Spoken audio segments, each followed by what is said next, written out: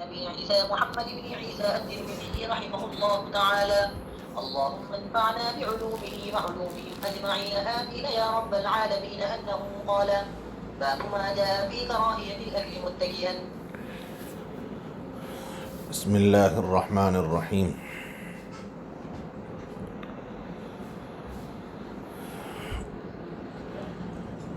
دیکھو، کھانے کے آداب میں سے یہ ہے کہ انسان مناسب ہیئت پر بیٹھ کر کھائے، نامناسب ہیئت پر کھانے سے احتراز کرنا چاہیے، بچنا چاہیے۔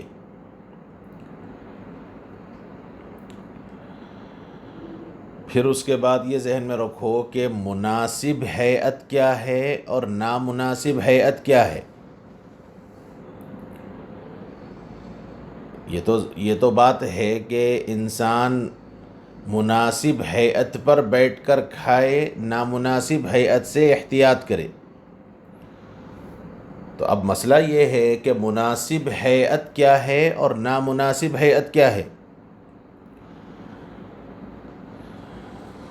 دیکھو، مناسب ہیئت کیا ہے، مناسب بیٹھک کون سی ہے، اس کی تعین نہیں کی گئی۔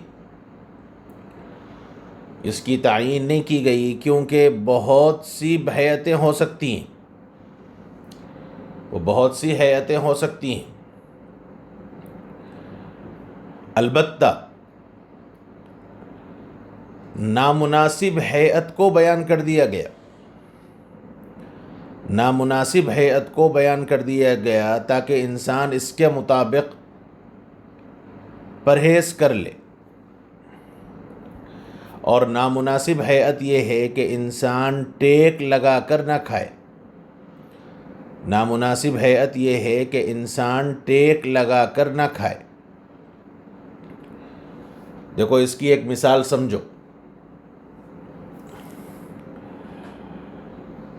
احرام میں، حج میں احرام میں کیا کپڑے پہننے چاہیے؟ حج میں احرام کی حالت میں کون سے کپڑے پہننے چاہیے، اس کی تعین نہیں کی گئی، کیونکہ بہت سے کپڑے ہو سکتے ہیں۔ البتہ احرام میں کون سے کپڑے نہ پہنے جائیں، احرام میں کون سے کپڑے نہ پہنے جائیں، اس کی وضاحت کر دی گئی۔ کیوں؟ تاکہ اب اس کے علاوہ جو باقی ہیں وہ پہنو، اس کے علاوہ باقی جو ہیں وہ پہنو۔ اور احرام میں یہ بتلا دیا گیا کہ سلا ہوا کپڑا مت پہنو، سلا ہوا کپڑا مت پہنو، بقیہ اس کے علاوہ جو چاہو پہنو۔ یہ تفصیلات کتاب الحج کے اندر آئیں گی۔ اسی طرح یہاں بھی مناسب ہیئت کی تعین نہیں کی گئی، مناسب ہیئت کون سی ہے اس کی تعین نہیں کی گئی۔ ہاں، نامناسب ہیئت کو بیان کر دیا گیا، اور نامناسب ہیئت ہے ٹیک لگا کر کھانے سے احتراز کرو، ٹیک لگا کر کھانے سے احتراز کرو۔ دیکھو، روایات کے اندر رسول اللہ صلی اللہ علیہ وسلم کے طریقوں کو بیان کیا گیا، اور راوی نے نبی کی جس ہیئت کو دیکھا اس کو بیان کر دیا۔ جس راوی نے نبی کی جس ہیئت کو دیکھا اس کو بیان کر دیا۔ اس لیے اس کی تعیین میں بہت سے اقوال ہیں کہ کون سی ہیئت پر نبی نے کھانا تناول فرمایا ہے، اس کی کئی تفسیریں کی گئی ہیں۔ اس لیے دیکھو، چند چیزیں ہیں جو احتیاط میں داخل ہیں، یعنی اس سے احتراز کرنا چاہیے۔ ایک تو یہ ہے کہ دائیں اور بائیں جھک کر ہاتھ ٹیک لگا کر کھانا، دائیں طرف جھک کر بائیں طرف جھک کر ہاتھ کا ٹیک لگا کے کھانا۔ دیکھو، اس کو سمجھنے کے واسطے عربوں کی جو نشست ہوتی ہے، عربوں کی جو مجلس ہوتی ہے وہ کچھ ایسی ہوتی ہے کہ نیچے سے بیٹھک ہوں گی، گدے لگیں گے، چار طرف سے گدے لگیں گے، پیچھے ایک تکیہ ہوگا، ہاتھ کے پاس ایک تکیہ ہوگا، یہ ہاتھ کے پاس ایک تکیہ ہوگا. تو کبھی پیٹھ سے ٹیک لگائیں گے اور کبھی اس طرح، یہ جو سائیڈ والا ہے اس کے اوپر ہاتھ ٹیک لگا کر بیٹھیں گے،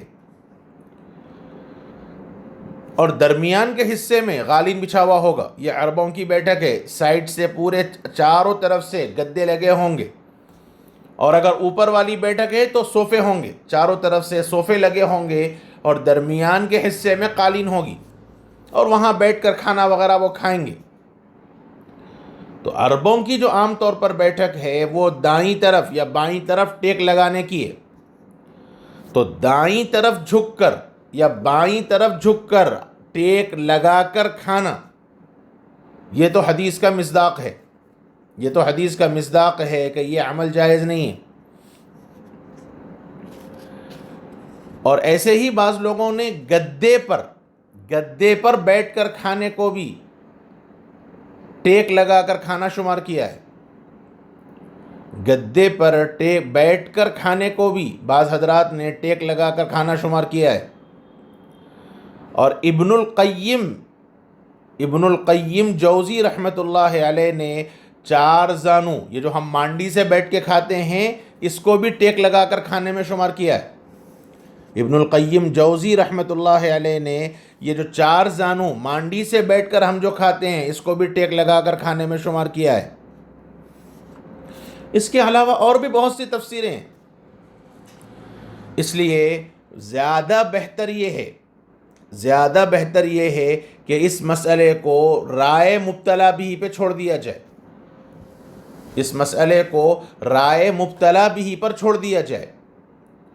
یعنی عوام لوگ جس کو ٹیک لگا کر کھانا سمجھیں وہ ٹیک لگا کر کھانا ہے، لوگ جس کو ٹیک لگا کر کھانا سمجھیں وہ ٹیک لگا رہے ہیں، اور لوگ جس کو ٹیک لگا کر کھانا نہ سمجھیں وہ ٹیک لگا کر کھانا نہیں ہے. دیکھو فقہ میں اس کی نظیر موجود ہے کہ عمل کثیر، نماز میں عمل کثیر سے حنفیہ کے نزدیک نماز فاسد ہو جاتی ہے. عمل کثیر سے حنفیہ کے نزدیک نماز فاسد ہو جاتی ہے. اب مسئلہ یہ ہے کہ عمل کثیر کہیں گے کس کو؟ تو سیدنا حضرت امام ابو حنیفہ رحمۃ اللہ علیہ کا قول یہ ہے کہ عمل کثیر رائے مبتلا بھی پہ چھوڑ دیا جائے. جس کو لوگ عمل کثیر سمجھیں وہ عمل کثیر، اور جس کو لوگ عمل قلیل سمجھیں وہ عمل قلیل ہے. لہذا خلاصہ یہ نکلا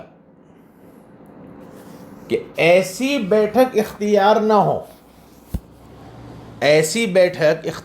ہو جس میں پیٹ تنا ہوا ہو، اور اس کا حاصل یہ ہوگا کہ پیٹ تنا ہوا ہوگا تو آدمی کو زیادہ کھایا جائے گا.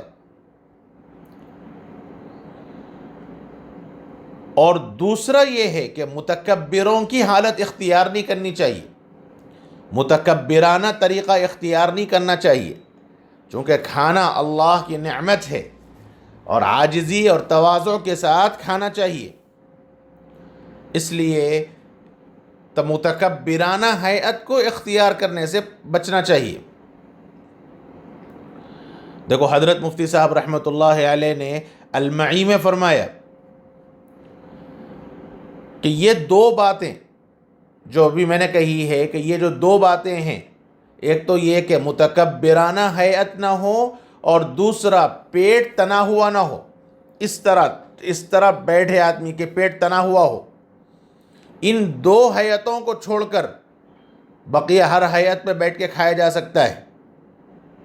اور حضرت نے فرمایا کہ میرے خیال میں یہ تین شکلیں ہیں، تین صورتیں ہیں جو ٹیک لگا کر کھانے کی. میرے خیال میں حضرت نے فرمایا کہ تین صورتیں ہیں. پہلی یہ کہ کرسی پر بیٹھ کر کھایا جائے،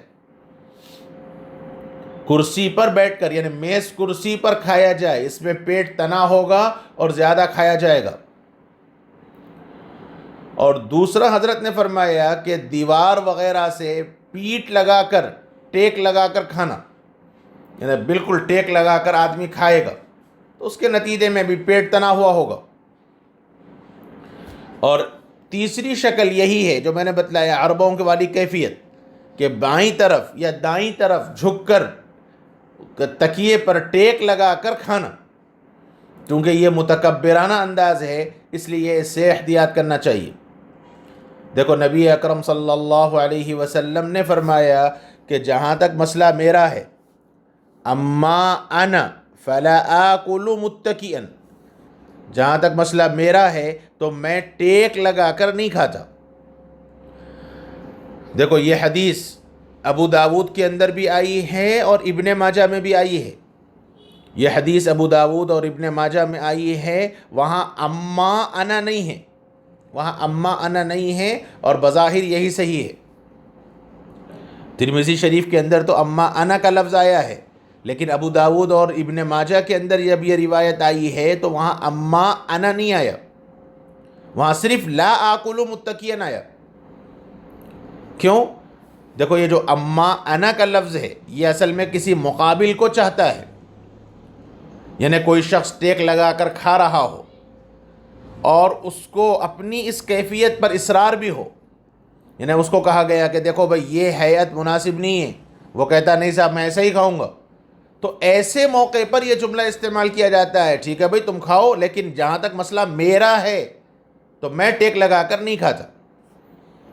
تو یہ جو اما انا ہے اس کا محل استعمال اس اعتبار سے ہے، اور روایات میں کوئی شان ورود ایسا نہیں ہے جس پہ اس کا اشارہ ملے، یعنی اس روایت کا کوئی ایسا شان ورود نہیں ہے کہ جس سلسلے میں اما انا والی بات صحیح ہو۔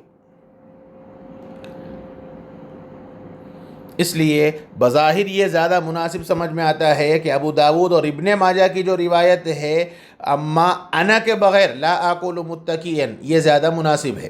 چلیے وبه قال حدثنا قتيبة قال حدثنا شريك عن علي بن الأحمر عن أبي محمد رضي الله عنه قال قال رسول الله صلى الله عليه وسلم أما أنا فلا آكل متكئا. وفي الباب عن علي وعبد الله بن عمرو وعبد الله بن عباس رضي الله عنه وعنهم. هذا حديث حسن صحيح لا نعرفه إلا من حديث علي بن الأحمر. وروى زكريا بن أبي زائدة وسفيان بن سعيد وغير واحد عن علي بن الأحمر هذا الحديث. وروى شعبة عن سفيان الثوري هذا الحديث عن علي بن الأحمر. باب ما جاء في حب النبي صلى الله عليه وسلم الحلوى والعسل. دیکھو حلوہ، اور حلوہ کے معنی ہیں میٹھا، اور عسل کے معنی ہیں شہد۔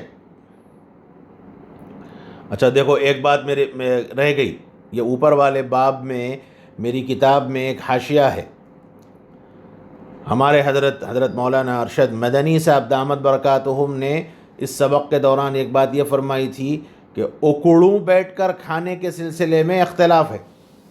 یہ جو اکڑوں بیٹھ کر کھاتے ہیں اور اکڑوں بیٹھ کر کھانے کے سلسلے میں اختلاف ہے کہ یہ روایت میں ہے یا نہیں ہے، لیکن اصل بات یہی ہے کہ یہ بربنائے مصلحت ہے۔ اکڑوں بیٹھ کر کھانا یہ اصل میں بربنائے مصلحت ہے۔ بربنائے مصلحت کا مطلب وہی جو میں نے بتایا کہ ایسی بیٹھک اختیار کرنا جس میں پیٹ نکلا ہوا ہو، تنا ہوا ہو، یہ بیٹھک نہیں ہونی چاہیے، اس میں زیادہ کھایا جائے گا، اور اکڑوں آدمی بیٹھ کر کھائے گا تو اس میں پیٹ دبا ہوا ہوگا، کم کھایا جائے گا۔ اس لیے اکڑوں بیٹھ کر کھانا یہ روایت سے ثابت ہے یا نہیں ہے، یہ مسئلہ مختلف ہی ہے۔